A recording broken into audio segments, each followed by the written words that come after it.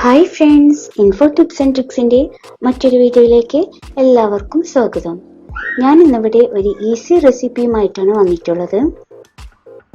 അപ്പൊ നമുക്കിത് എന്താന്ന് നോക്കാം. ഇന്ന് ഞാൻ ഉണ്ടാക്കാൻ പോകുന്നത് കപ്പപ്പുഴുക്കാണ്. അപ്പൊ അതിന് വേണ്ടിയിട്ട് നമുക്ക് ആദ്യം തന്നെ കപ്പ നന്നായി ക്ലീൻ ചെയ്തെടുക്കാം. അപ്പൊ ഞാനിവിടെ കപ്പ ഓരോ കഷ്ണങ്ങളാക്കിയിട്ട് നുറുക്കിയെടുത്തതിന്റെ ശേഷമാണ് ക്ലീൻ ചെയ്തെടുക്കുന്നത്. കപ്പയുടെ പുറത്തെ തൊലിയൊക്കെ നന്നായി കളയണം. നമ്മളിവിടെ കപ്പയ്ക്ക് കൊള്ളിന്നും പറയും കേട്ടോ. അപ്പൊ ഓരോ കപ്പയും ക്ലീൻ ചെയ്തെടുക്കുന്നുണ്ട്.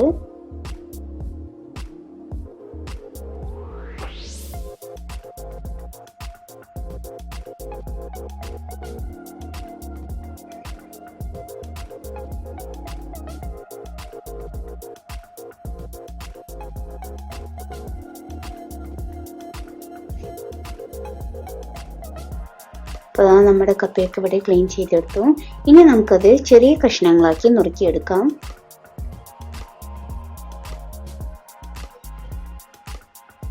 കപ്പപ്പുഴുക്ക് ഉണ്ടാക്കാൻ വേണ്ടിയിട്ടാണ് ഇത്ര ചെറിയ പീസായിട്ട് നുറുക്കിയെടുക്കുന്നത്.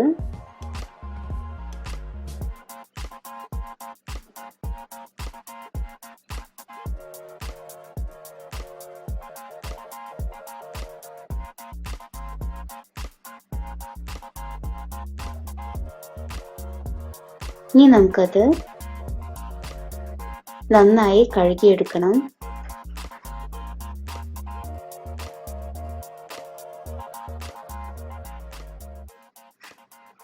നമ്മുടെ കപ്പ ഇവിടെ കഴുകിയെടുത്തു. ഇനി നമുക്കിത് കുക്കറിൽ വെച്ച് വേവിക്കാൻ വെക്കാം. കപ്പ വേവിക്കാൻ വേണ്ടിയിട്ട് 1/4 ടീസ്പൂൺ മഞ്ഞൾപ്പൊടി ആഡ് ചെയ്ത് കൊടുക്കുന്നുണ്ട്.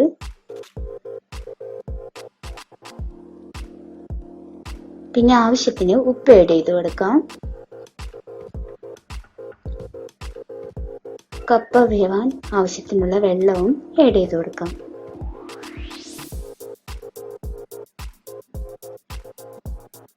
ഇനി നമുക്ക് ഇത് അടച്ചു വെച്ച് ഒരു വിസിൽ വരണ വരെ വേവിച്ചെടുക്കാം.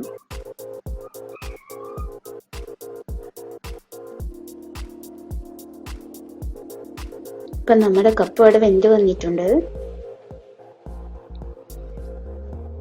ഇനി ഒരു പാൻ വെച്ച് കൊടുത്ത് അല്പം വെളിച്ചെണ്ണ ഒഴിച്ചു കൊടുക്കാം. എണ്ണ ചൂടായി വന്നിട്ടുണ്ട്. അതിലേക്ക് നമുക്ക് കടുക് ഇട്ട് കൊടുക്കാം. ഇപ്പൊ കടുകെല്ലാം പൊട്ടി വരുന്നുണ്ട്.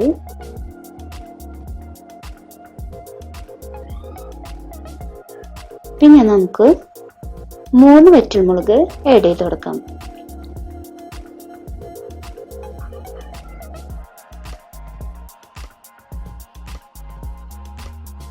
ഇനി നമുക്ക് ചുവന്നുള്ളി ആഡ് ചെയ്യാം. ചുവന്നുള്ളി ഞാനിവിടെ ചതച്ചെടുത്തിട്ടുള്ളതാണ്.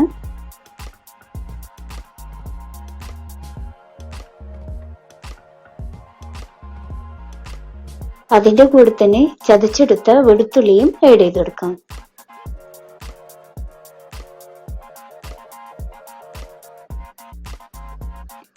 ഞാനിവിടെ 4 വെളുത്തുള്ളിയാണ് ചതച്ചെടുത്തിട്ടുള്ളത്. അതുപോലെ തന്നെ ചുവന്നുള്ളി ഒരു 7-8 എടുത്തിട്ടുണ്ട്.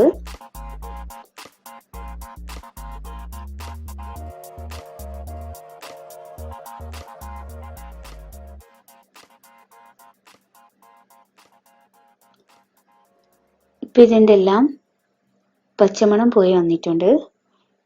ഇനി നമുക്കിതിലേക്ക് ഒരു 3/4 ടേബിൾ സ്പൂൺ മുളക് പൊടി ആഡ് ചെയ്ത് കൊടുക്കണം.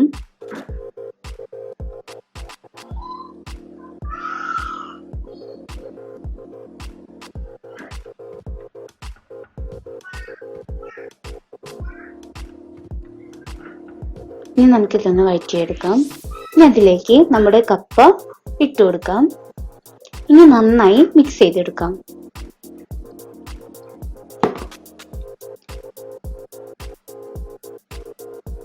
ഇപ്പൊ നമ്മുടെ കപ്പപ്പുഴുക്ക് റെഡിയായി വന്നിട്ടുണ്ട്. എല്ലാവരും ഇതൊന്ന് ട്രൈ ചെയ്ത് നോക്കണം. വീഡിയോ ഇഷ്ടമായ ലൈക്ക് ചെയ്യണം, ഷെയർ ചെയ്യണം.